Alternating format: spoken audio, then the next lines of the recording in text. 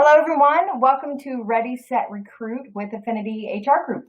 I'm Beth Durham. I'm the Director of Marketing for Affinity, and I'm going to be in and out of the conversation today. Affinity is a national HR consulting firm, and we help small to mid-sized businesses. I encourage you to go online and check out our social media channels. We try to push out a variety of information on all aspects of human resources. You can connect with us on LinkedIn, look for our YouTube channel, or visit our website at affinityhrgroup.com. We try to routinely update our content, so you definitely don't want to miss checking those out. One of the things we've heard a lot about recently is hiring. When is the right time? How do I move forward in this COVID-19 world? And it's a conversation that we have a lot amongst ourselves, and we just thought it would be beneficial to hop on a call and kind of have some of these same discussions that we have behind closed doors, but open it up so people can get the benefit of hearing our content. So we're happy to have you today to talk about recruiting, and I'm going to go ahead and turn this over to Lisa Ritchie to get this started. Lisa. Thank you, Beth. I'm Lisa Ritchie. I am the VP of Recruiting for Affinity. We have been in business for 10 years this year. So 2020, the crazy year, is our 10-year anniversary. And I've been with the company about that long. So before we kind of get started, I just wanted to say that, things have changed a lot in the last 3 months. And, people have had to change their focus working remotely, and that's been a real paradigm shift for a lot of folks. But we just wanted to make sure everyone knows that, we've worked remotely since we started Affinity HR Group. So we're all located in different places, and we have a lot of experience with that. So we can actually help at any time with helping with techniques for, the best practices for working remotely. We also have Julie Lee with us today, and she's our executive recruiter, and she's going to be going through some sourcing and screening tips and really walking us through the recruiting process and how it may look a little different now that we are more working remotely. So Julie, you want to say hi? Sure. Hello, everyone. I'm excited to be here and talk about recruiting again and how things are a little bit different. My name is Julie Lee, and I've been with the Affinity team for about 5 years now. Great. So getting started, it's time to get creative with recruiting. The candidate pool and the job market is really different. Hey, Beth, will you flip the slide? Got it. So the unemployment rate in February was really, really low, 3.5%, with about 5.8 million people out of work. And April's unemployment rate was really skyrocketed to 14.7%, with 23 million people out of work.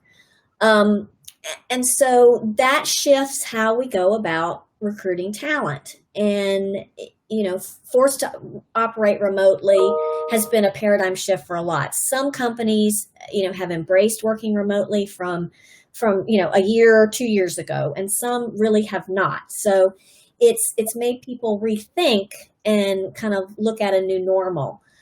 So moving forward, I think the hiring process is also going to need to be adjusted in order to fit that new normal. So we have some challenges. Obviously, COVID has created some challenges within all of our lives, not just business. And so we understand that, some companies right now are not in a position to hire. We also know that even if you are in a position to hire, there's a lot of uncertainty about what's to come in the next 30, 60, 90, 180 days. So I guess our goal, and speaking as Beth said earlier, we talk a lot about this, of how to change and adjust and really change as we need to, as things change. So I hear a lot about that in this crisis we're in the same boat, and I don't think that's actually accurate. I think that We're all in our own individual boats. We're in the same storm. So we're all experiencing the same external phenomenon, but we have to figure out how to maneuver and get our boat going in the right direction with, this uncharted territory. So, whether you're ready to launch a search now or 2 months from now, I think it's important to start thinking about what you need to do and how you can ensure your recruiting success going forward. So I'm going to turn it over to Julie, and she is going to talk about some sourcing and screening for your candidates as you get started. Sure. So, there is good news out there right now with the crisis happening. Things are leveling out, and I think that has given us a lot of relief. We've seen the unemployment has dropped as far as May, so that's good news. Other good news is there's a huge candidate pool out there now. So if you're thinking about bringing some A players onto your team, now's a really good time to nab them and get them on your team. There are folks out there who have been recently laid off, or there's some instability with their company, and it's unfortunate. But for those of us who really want to grab some great talent, there are people out there that probably weren't even thinking about making a change 3 months ago that might be ready to find a stable home in an employer. So start streamlining through technology in the hiring process. A lot of folks might be adverse to using internet platforms for interviews, but you really can accomplish the same thing through a Zoom meeting or Skype, or even a FaceTime interview as you would in an in-person interview. We recommend panel interviews. You could have a few people on the call and ask set questions, and then you'll be able to observe the body language, the eye contact, and the responses just as you would if you were meeting someone in person. So it's time to be strategic. It's time to grab some talent and use the technology that's there rather than waiting until it's too late to hire someone. Keep in mind, it takes about 45 to 60 days to fill a position. And having a good plan is key. We tend to believe that crisis sometimes brings the best out in people. So you probably have a good idea of who your top players are on your team. You may have folks that aren't performing as well, and maybe you need to make some adjustments to bring in the right people.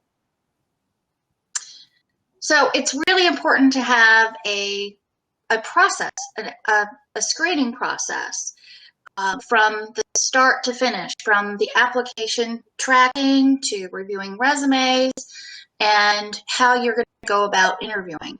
So plan ahead, determine what you need, what you want, have a screening process, which we can help you with, and don't wait too long until you're behind the 8 ball, as they say. If you think you might need to fill someone by July, candidates are being very flexible. The interview process might take some time, so plan ahead, really. And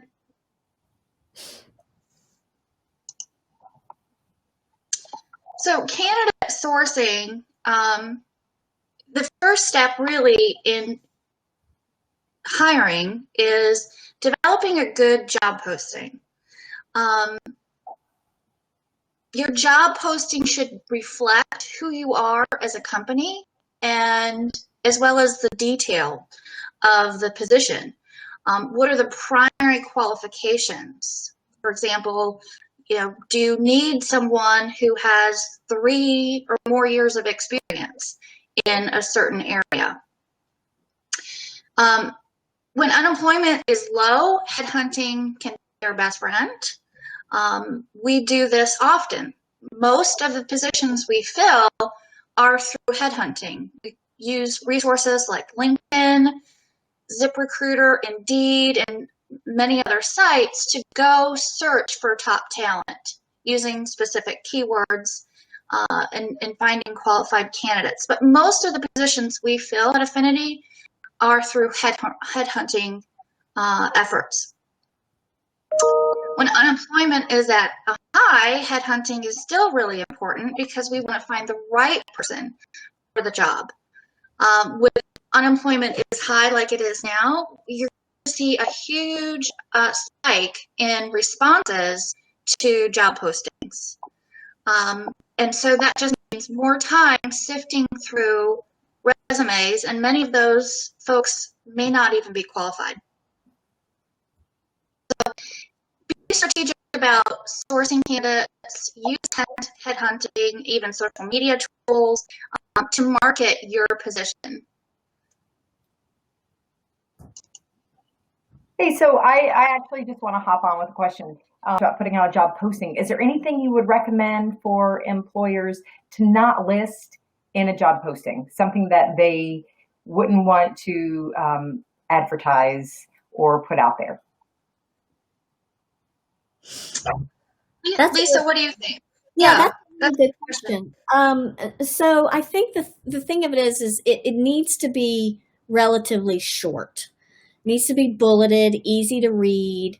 So I'm not really thinking of anything that you shouldn't say necessarily. I mean, certainly you want to be careful from a legal perspective about what you say, but it needs to be short and sweet, and really hit the most important responsibilities, the most important requirements of the job. So it's not going to be nearly as detailed as your internal job description.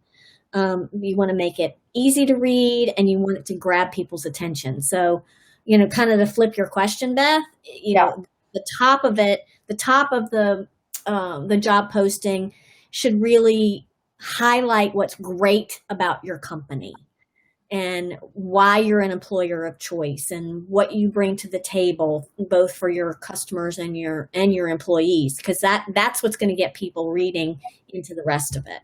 So okay. I'm not sure that answered your question. Absolutely.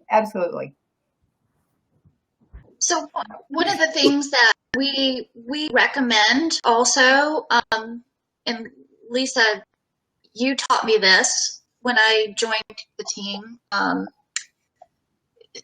think about recruiting in thirds. We don't want to go just based on your the resume, or just based on the experience, or just based on our gut feeling. So we break out how we categorize and select the right candidate for the job in thirds. So Lisa, will you share how that works? Yeah, sure. So the first third in the hiring decision should be about the experience, the resume, the background. Have they done what you needed them to do in the past? Do they have the number of years of experience? Do they have the right educational background? So it matches up to your job posting, basically, in looking at the resume. This is also, during the screening process, is also where you can use behavioral interview questions, because the best predictor of future behavior is past behavior. So that's a good chance to learn about how they handled specific situations in their prior work. So the second third is an assessment tool, and we won't do a recruiting project at Affinity without doing an assessment on the finalist, because it's that important to really validate what you're seeing and hearing during the interview process. So there's lots of assessments out there: behavioral, emotional intelligence, skills, inventories. And so we use the TriMetrix HD assessment, which is a 4-part assessment. It's the DISC, which is what a person does. It's the driving forces, motivators, which is why the person does what they do. And then the acumen or the dimensional balance is the can do. So this measures the capacity of folks to be able to understand others or understand systems. And then on the internal side, understand themselves and their roles. And then the fourth part is competencies. So work competencies, and there's 25 of those. And, they range from goal achievement to teamwork to leadership. And then that's ranked out for you. So it's a really, really strong tool that takes a really deep dive into what makes a person tick. So we are able to share those with our clients, and they're very, very, very good. Now, there's a lot of other assessments out there too that you can find online. If you have any questions about that, we can certainly answer those. And then the final third of the hiring decision is, how do they show up? Do you like them? Do you think they'll fit in well with your culture, with the team that they're going to be working with? This is where references come into play. And really your in-person meetings or your video interviewing, again, as Julie said, you can judge a lot of this just as, by video, just as you can in person, especially if you use those behavioral panel interviews using behavioral questions. So I think that's about it. Did I miss anything, guys? No, I just have a question. You mentioned in the first third, behavioral interview questions. Can you give a good example of what that is, or maybe your favorite? Yeah, I have a couple favorites. First of all, the questions should always be open-ended. We want people to have a discussion, have a dialogue, and give examples. So one of the questions that I like to ask is, tell me about a situation when you dealt with a conflict at work. How did you handle it? What did you do? That's one that I ask. And then another, especially considering we work with a lot of small to medium-sized companies, is I'll ask a candidate, if you were to walk into the kitchen or the break room in the office and the trash was overflowing, what would you do? And I'm really surprised at some people's answers, but it really demonstrates whether that person is just a pitch in, dive in, do whatever needs to be done, team player. And that's what we're looking for our clients. So Lisa, do you have any favorites? Well, I love that one. And I also love, when you think about most any job at some level is going to deal with people. Certainly sales jobs and management jobs and that sort of thing have a lot more people than people time, I guess, versus, somebody that's maybe a behind the scenes accounting person. But everybody's got to deal with people in some form or fashion. So I like questions around that. So, tell me about a time when you had an irate customer, and how did you handle that, and what was the outcome? Tell me about a time when you were a member of a team at work, and what role did you play, and how did that go? What were your frustrations, and what was the outcome? So, and then you can also, based on what they say in those original behavioral interview questions, you can do follow-up questions as well to again, dig deeper. Awesome. Thanks. Okay. And then just to kind of follow up on some of that, I know a lot of the businesses that we work with are smaller. They may not have full-time HR positions in their companies. What about those people? Can you give them some tips on where they would start with screening, things that they should look for? Yeah, absolutely. So if you're using an applicant tracking system, they have questions that you can put into the application. So, maybe you need someone that's 18 years old or has a good driving record. You can add those questions in, so that can kind of screen some folks out that don't meet those minimum requirements.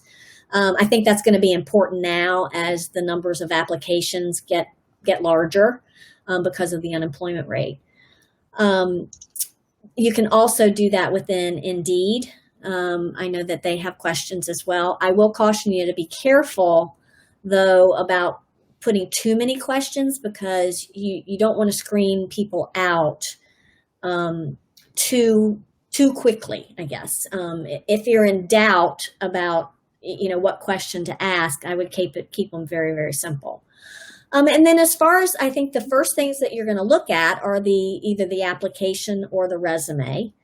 And, you want to look for the experience. You want to look for, maybe education is important. So, look for gaps in employment, look for job hopping, but really match your resume up to the job posting again. So your job posting is always your go-to.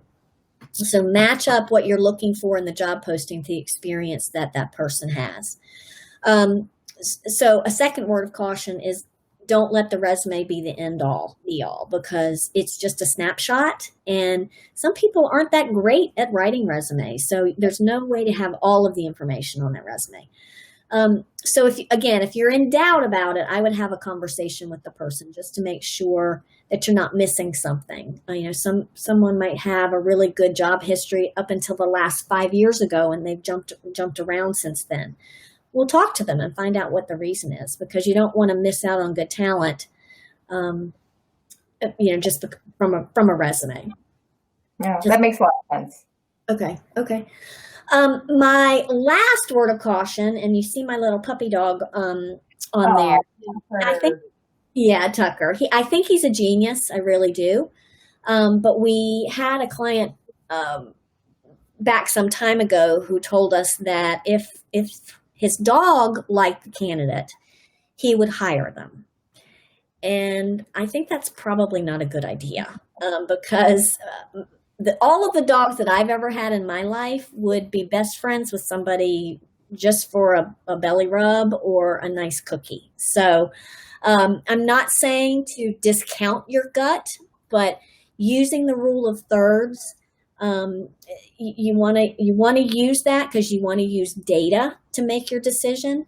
And the gut comes in maybe in that final third of how you feel like they're going to, how they show up. Do you like them? Do you feel like you'll fit in with the team?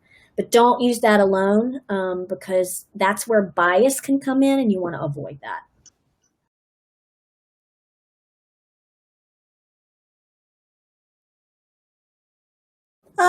So when you're at the point of, finding a rock star, but you're not quite ready to onboard, it's okay to offer a delayed start date. So, if you find somebody that you really love and you don't want to lose them, maybe make an offer, and delay the job start until, 30 days, 45 days down the road. Remember, we're all in the same storm. So candidates' lives have been affected. Candidates' jobs have been affected. So they're understanding the need for flexibility just as you are. One thing to sweeten the pot, you can offer a sign-on bonus for that delayed start. You can pay part of it at time of offer and acceptance, and then the other part 30, 60 days after they start working. If you do a delayed start, make sure that you keep those lines of communication open, and let them know that you're going to be in touch with them, at certain dates to get things set up and that sort of thing. Now, if you're able to, financially and operationally able to bring someone on, consider doing virtual training. Getting them set up to work remotely even if it's in the short term, to get them onboarded and trained, so that when things are really opening back up, then you'll have them ready to hit the ground running. We always say that onboarding is the most critical step in the hiring process. Done well, it can really go a long way to having an engaged employee. Done poorly, it can cause massive turnover. Most turnover happens in the first 45 days. So onboarding someone in the right manner is really, really important. And you can do onboarding and remote work. You can do all of that virtually. You want to make sure that they have all of the things that they need to get started. So check with them prior. And again, maybe those are some of those communication touch points during the delayed start. So to make sure that they have a workstation and they have a headset and they have the back end capabilities that they need, the internet, that their internet is good, and that they have the video conferencing capabilities. And you can really do all of the traditional orientation tasks on video. You can use video, and you can use Zoom, Skype, FaceTime to really accomplish those tasks. And then you can also share documents electronically, so you can get, all of their new hire paperwork and all of that stuff done remotely. So in some ways, doing that sooner than later can save you a lot of time doing it remotely.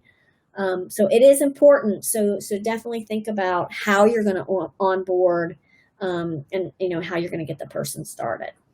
On whether you're on doing remote onboarding or whether you're doing in-person onboarding, making sure that the person feels like you are so excited to have them as part of the team is critical. So make sure you're prepared before you get the person on board. Make sure that you have what you need, or you have sent them, if you're doing it virtually, sent them what they need in order to be successful. So if there's computer equipment or cell phone or, whatever that looks like, make sure that they have that on day one so they can, feel like you were ready for them. We always say, have their business cards, have their workstation set up. But again, if you're switching to that virtual piece, you can do that. You can have all of that ready and just, drop ship what they need. I always recommend having their start time no earlier than 2 hours after the start of your workday. So Monday at 8 a.m. might not be the best time to start someone on their first day, because you may be busy putting out fires. So maybe start later in the day, or maybe start Tuesday around 10 a.m., just so that you can focus your attention on them and really make them feel welcome. Again, there's lots of video capabilities, so you can accomplish all of this remotely. But don't forget that sometimes a good old-fashioned phone call will work just as well. And in some cases, it works better, than the text or the chat or email and that sort of thing. So with all stages, communication is the absolute key. And if you're working remotely and onboarding them remotely, you want to make sure that you don't forget the introductions, that you don't forget to let them know who they need to talk to if they have a question, whether it's an accounting question or an IT question or whatever it is, that they know who they need to call. So that's really important. Yeah, I think that's a good tip about having access to people who may not be the direct person who hired them, because there are a lot of people in a traditional office environment that you might interact with that you otherwise wouldn't know. So those introductions, I think that's a great tip. I know that we have an onboarding checklist, Lisa and Julie, that we share. Is there something that you can provide more information on, explain a little more about? Yeah, so we do have a 4-week new hire development plan, and it includes specific objectives and goals that are laid out for those 4 weeks. So, and it's you can fill it in. So it's unique to each of the people that you're going to onboard. You can also assign each one of those onboarding or training tasks to someone within your office. So it could be HR, it could be you, it could be customer service. It all really depends. And so it's just really good to keep you on track, keep the new hire on track. And again, it goes to that feeling of you're prepared and they see that you're prepared for the onboarding and training. It doesn't have to be really formal training, but just some key points that you need to hit over the first 4 weeks. And we do have that available. So if anybody is interested in that, they just need to reach out to us. That's great. All right. So we may have created more questions, and so we're happy to answer any questions that anyone might have after listening to us talk today. I think the main thing to remember is, we're all in an unprecedented time. We're all doing the best we can, and just be flexible, be creative, and think ahead as best you can. Embracing technology at this point is going to be a really good friend to you. I know some companies have really resisted it, resisted the remote work, resisted remote interviewing, but I think you're going to have to start really thinking about that moving forward. And above all else, breathe, relax, and stay well. Such good advice. If you've made it to the end, thank you. I want to also thank Julie and Lisa for hopping on here today and talking through some of the most common questions that people are having in the midst of coronavirus as we're moving through this and into the unknown of what is ahead. But things are looking up and things are looking good, and we are all very positive. So thanks for tuning in. I hope it's given you some things to think about. And don't forget to check out our resources on our social media channels, YouTube, LinkedIn, our blog at affinityhrgroup.com. Those are all updated pretty routinely, so give them a check out. Until next time, we wish you continued success.